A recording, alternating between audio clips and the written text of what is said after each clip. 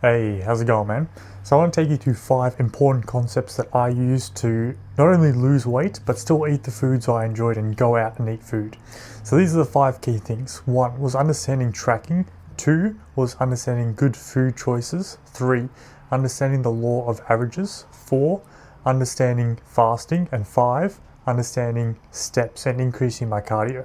So I'll take you through each one and how I was able to use this to my benefit to not only eat out, but make crazy results over 3 to 4 months.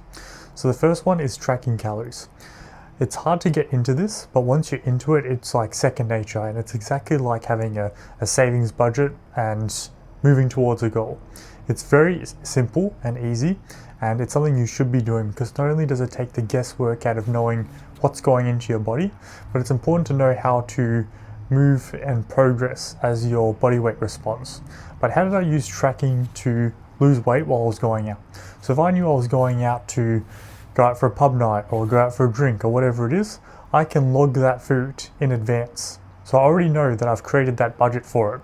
Just like if you had a goal of only spending, say, $40 for the day, and you knew that you were going to do something naughty later, going out for a movie, whatever it is. You know you then have $30 left over. I'm making up numbers. Movies are a lot more expensive than that these days, but now you know you have $30 left for the day. It's the exact same concept. So tracking calories is vital to being able to know what your allowance is for the day and knowing what boundaries you have to work within. So this was a key thing. It takes all the guesswork out of it. You don't have to go and smash some 10k run before going out for a pub night with your buddies. That's not the concept and the idea that's going to make you progress towards your goal. So get into tracking your calories. Buy a $10 scale from your local supermarket. Watch a quick YouTube video of how to track calories. It's not an eating disorder. It's understanding what's going into your body, and it's actually healthier for you. Because I don't think about tracking calories throughout the day. It takes like 60 seconds, 90 seconds out of my day, and then it's done. And now I know exactly what input is going into my body to a T. So I know what I have to work with, what I'm playing with. So that's the first thing. The second thing is making good food choices. So you can go out and you can get a chicken parma with sauce on the side and chips, and that can be like 3,000 calories right there. Have a beer on the side as well. But all I did extra, instead of ordering that, was I'd swap it for a better food source. So maybe I get a chicken schnitzel and a salad instead, or a steak and a salad, or something along those lines where it was a better swap. Fish as well is a really good one. So I could still enjoy going out, having a nice cooked meal by somebody else that tastes a lot better than my own cooking. But you still get to enjoy the social aspect, you still get to enjoy the food aspect. You're just making a bit more of a smarter choice with the foods. Don't have a beer, have either hard liquor or have a soda, something like that, sparkling water. Try to stay away from those things. There's extremely high calories, but then again, you can still track it into your allowance for the day. So if you really want to have a beer or 2 or 5, whatever it is at the end of the day, then that's fine. You can do that because you know exactly what's going into your body and what your budget is for the day. So that's the first 2 key things. The third one is understanding the law of averages. So for me, it was a long time where I struggled with, having that all or nothing mindset, where if I didn't hit my food precisely for the day, or if I missed a workout, the week was done, the day was done. I might as well write off, have a cheat day, start again next week because, this week's just not going to work out for me. That's my mindset, and it's still my mindset today. It's just the instinct that I have within me.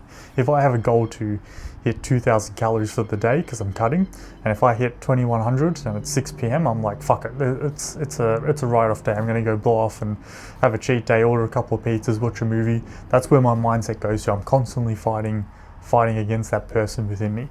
But once I moved away from that and I understood the law of averages over a week, the work you put in today is important, but it's not as important as the average of the work that you did over the week. That's what really moves the needle forward. So if you say you have a step goal of hitting 10k steps a day, and you went out to the pub and you only hit 5k steps for the day, that's fine. You can still be making progress even on that day, as long as you understand averages. So there's 5k steps worth of steps that you didn't get in. So now take that leftover and divide it over the remaining days for the week. Maybe that means it's 1k extra per day for the rest of the week. And over the average for the week, you still hit 10k per day. You still manage to hit exactly the target that you were supposed to do for that week. you still made progress. Even though that one day was slightly off, you still managed to understand averages. It's the average over the week that is important to moving you towards your goal, not just a single day's work. If you go out, you feel super motivated, you do 20k steps or a 10k run, or you eat 1,000 calories, whatever it is, that's good, fine. But if you can't maintain that, and if you go off track for multiple days after it, it means nothing. It's actually worse for your progress if you overextend yourself too much. So just understand averages, understand that you have a little bit of leeway there to play with as long as you get back on track the next day and built it in. We all have days where we kind of steer off course, we don't hit our cardio, our gym workout, our food, whatever it is, hydration. That's fine. That's the part of life. You have to expect that to happen on the off days, and when it does happen, you have a plan of attack. You know exactly what you need to do. You don't let it derail the rest of the week and the progress that you've already got, and on that day as well, the progress that you've gotten on that day. 5k steps is still progress. You just need to add on that extra throughout the rest of the week. Doesn't mean you have to hit 15k the next day, just means you hit 11 on the next few days. That's how averages work over the week, and you're still progressing towards your goals. So that's the third one. The fourth one is understanding intermittent fasting and using that towards my benefit. So if I knew I was going out for a big dinner on a Friday, Saturday night, whatever it is, I normally fast throughout the week anyway, but especially on that day, I would push my fasting window even further, say until 2, 3, 4 p.m. and I'll have a meal. Or if you don't want to go that extreme and push food out that long, I would eat very sparingly throughout the early parts of the day. Say you have a budget of 2,000 calories and normally you divide that, say, over 3 meals, 600 calories throughout the day. Instead of having 600 calories at 10 or 11 for breakfast and another one at 3 or 4, I would save all those calories and maybe I just have 200 or 300 calories at 11 or 12 and another 100 or 200 at 2, 3, 4, just enough to tie me over to then blow the budget on that big pub dinner, whatever it is that you're going out to eat.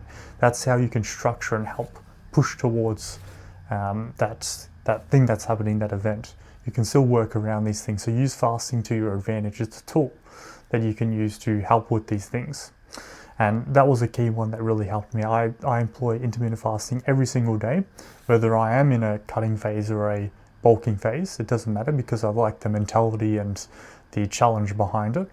But especially on those days where I know I'm going to be having a bad day, or I know I've got to be expecting some event that's happening, I use this even more to my advantage, so I can save up a bank of allowance for later on when I need it the most. So that's the fourth thing. And the fifth thing is understanding steps.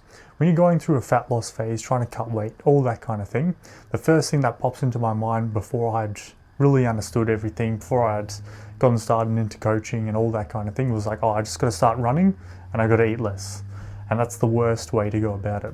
I've made crazy transformation progress over the last 3 to 4 months. I didn't go on a single run, but before that I was doing half marathons. I was doing 10k runs per week, 2 to 3 runs per week. I was absolutely destroying my body in terms of gym and going for high intensity runs kind of thing. And I cut that all out, and all I focus on now is my food, my nutrition, my training, and my steps. That's the only 3 things I think about, and that's what's moved me towards my goal. That's what's helped me lose 10 to 15 kilos over the last 4 months, 3 months, whatever it is. And having a goal is extremely important. Start off with a good standard. I believe 10k is a good standard to hit when you're in a cutting phase. 8k steps is just a good health guideline for every human being to be hitting every single day. It doesn't matter what you're doing, whether you're on a fitness journey, whether you're an office worker, doesn't matter. You should be hitting roughly 8k per day, just a standard health guideline. So I'm just asking you to do an extra 2k per day on your fitness journey. So it's not a lot, okay? But you can build it up from there. And days where I know that I'm going to be going out for some big dinner, whatever it is, then I can use steps to my advantage. Okay, I can do more steps that day to build up my allowance a bit more. Maybe I only had that $50 for the day to spend, but if I do some more steps throughout the day, build up a bit more, now I have $75 to spend on the day. So I can put in a bit more work to eat that extra food. So these are 5 key things that helped me still live a life, but make crazy progress at the same time. It doesn't have to be one or the other. So think about these 5 things: tracking food, making good food selections, understanding the law of averages, fasting, and your steps. And if you use these 5 things, I promise you, you will make crazy results.